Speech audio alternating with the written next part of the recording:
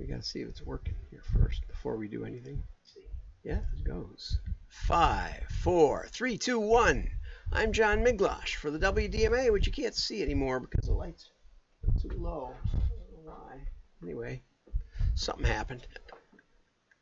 And so today I want to talk about faith in business in my continuing series. And last time I talked about how I was reading the book of Job and suddenly lost my job and lost my fiance in the same day.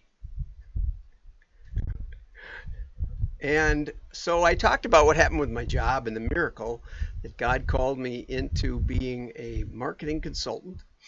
Now I want to talk about the rest of the program. So the other day, the Brewers beat the Cubs.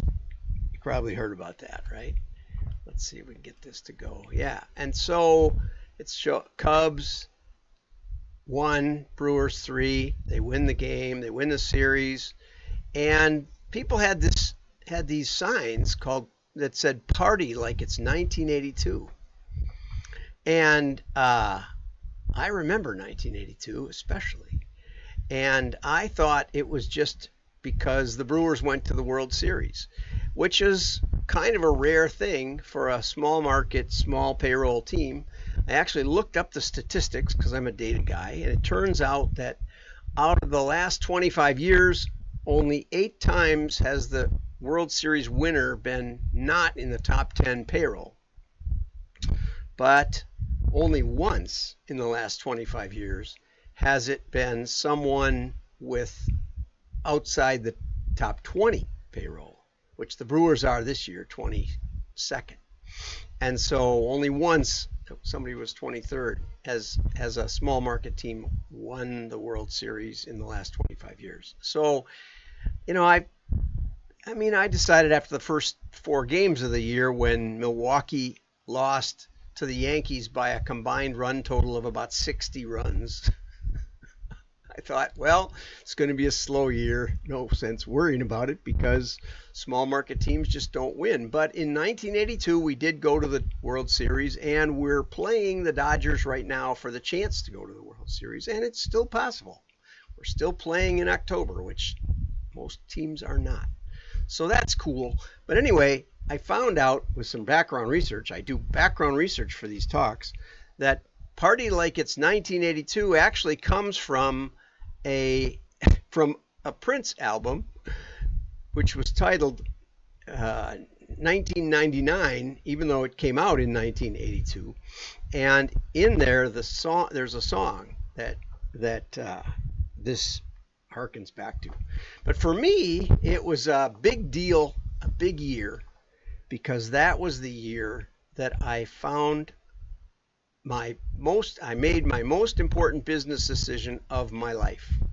Okay, long ago, not that long ago, maybe 20 years ago, I first read Think and Grow Rich by Napoleon Hill. And in chapter 11, it talks about managing your sexual energy and why most guys don't make real money until they're in their 50s. And Napoleon Hill, if you remember, went around paid for by Andrew Carnegie, and he interviewed 30 of the top richest men in the world, and he came to this conclusion that when you're under 50, you're worried about other things than just making money. Making money might be a means to something else, but unless you can get your sexual energy in line, you won't have the energy to drive your creativity. And so one of the recommendations is a happy marriage. And so in 1982, I married my love of my life to this day, Susan. Look how pretty she is. She beard got a lot whiter since then. You know, and we moved up to Milwaukee. I moved her out of Chicago. And she said, "Is everybody this crazy for baseball in this town?" And I said, "Not usually, but at the time we were going to the World Series." And here is a more recent picture of us with 4 grandchildren. We had 4 children, Now we have a son-in-law besides, and 4 grandchildren, and there they all are. And so why is this the most important business decision of your life?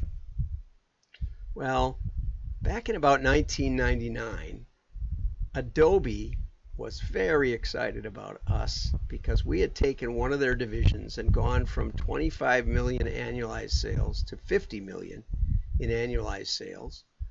We had doubled their mailings from 500,000 pieces a month to 1 million pieces a month in business to business, which is a big deal. And we'd increased their profit per piece on those million catalogs by almost 75%. I think 74, 73%, something like that. So we were making more money per catalog and mailing twice as many, which got us to an annualized sales of about 50 million. And we did it in about 4 or 5 months, under 6 months. And so Adobe informed us that they wanted us to take over all of their mailings for all of their divisions across the world. And that would have brought in about $3 million in revenue a month, something like that. So it was real money, something like that. Is that right? I don't know. I have to think about it. But anyway, it was a lot more money. Yeah, no, not that would have just been for the year, I think, each year, something like that. But anyway, real money. And the same day or the next day, I got a call saying that Adobe was cutting their marketing budgets, and the guys who were running the division I was working with thought it was so dumb, they decided to buy themselves out of Adobe and sell themselves to Getty. And meanwhile, Getty said, we know all about John, and we know everything. We know how to do everything he does. So I got fired. And I decided to keep paying my employees. And that cost me about $500,000 personally, which I didn't really have, but if I would have fired them all when that downturn happened, that's what the differential would have been. And instead I kept them along. We had a big project with Quad, and that was wonderful. I see somebody's actually watching this time of day, which is amazing. Hello to whoever you are out there. Feel free to comment. I actually turned on the chats in case you can try it. I don't know if it'll work. Anyway, but if it weren't for my wife and her belief in me through the years, there's no way I could have done what I've done and pioneered machine learning and tried to make an impact in marketing. There's just no way. And one of the reasons I had 5 companies offer to buy me in that time frame around then when we were doing great stuff for Adobe and others. But part of my reason for not selling, the main reason, was that I felt like this was an avenue where I could share my faith and talk about my faith in God and my faith in Jesus Christ. And so we kept going, even though it cost me dearly. And in spite of the stupidity of that, probably, but the faith of that, my wife has stuck through thick and thin, and she is my greatest business asset. And she is to this day, and I love her with all my heart. Yeah, it's Keith Lawson. He has some great stories too. We should get him on here as a guest. Keith is my hero in faith endeavors, just launching out in the middle of putting his family, it's like Abraham. He, like Abraham, packed up his belongings and left the big city and went across the country looking for a city whose builder and maker is God. Anyway, that's enough for today. This is the most important business decision of your life. Who are you going to marry? And I highly recommend prayer and a woman of faith. Have a great day.